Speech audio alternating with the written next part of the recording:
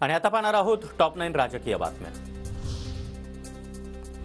देवेंद्र फडणवीसांनी पत्रकार परिषदेमध्ये सांगितलं होतं समसमान वाटप होईल, खोटेपणा यांच्या अंगात भिनलेला आहे। राऊतांची टीका, तर उद्धव ठाकरे कोणत्याही चोरमंडळासोबत जाणार नाही, ठाकरे एनडीए सोबत जाणार असल्याच्या चर्चांवर राऊतांचं उत्तर। बैठकीतली चर्चा बाहेर न सांगण्याची पथ्य आम्ही पाळतो, संजय राऊतांचा प्रकाश आंबेडकरांना टोला। महाविकास आघाडीनं आधी तिढा सोडवावा, मग आम्ही बोलू, आंबेडकरांचं वक्तव्य। आम्ही ठरतो की बाबा हे आपल्याला बाहेर सांगायचं नाही, आपण चर्चा करू।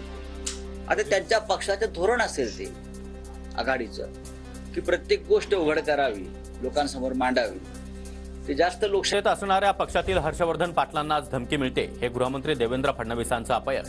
राज्यातील मोठ्या नेत्यांना धमक्या मिळत आहेत। शरद पवारांच्या कालच्या वक्तव्यावर सुप्रिया सुळेंचं वक्तव्य। राजकारणामध्ये अशी वक्तव्य करावी लागतात। गडकरी येतील आणि आम्ही उमेदवारी देऊ असा विषय नसतो। ठाकरेंनी गडकरींना दिलेल्या ऑफरवर विजय वडेट्टीवार यांची प्रतिक्रिया। उद्धव ठाकरे यांच्या धाराशिव दौऱ्याचा आजचा दुसरा दिवस। धाराशिवच्या कळंबमध्ये दुपारी 12 वाजता तर भूममध्ये दुपारी 4 वाजता ठाकरेंची। मुख्यमंत्री एकनाथ शिंदे आज कोल्हापूर आणि सांगली जिल्ह्याच्या दौऱ्यावर। सांगलीमध्ये शिंदेंच्या उपस्थितीमध्ये शासन आपल्या दारी कार्यक्रम। कोल्हापूरमध्ये विविध विकास कामांचं देखील उद्घाटन।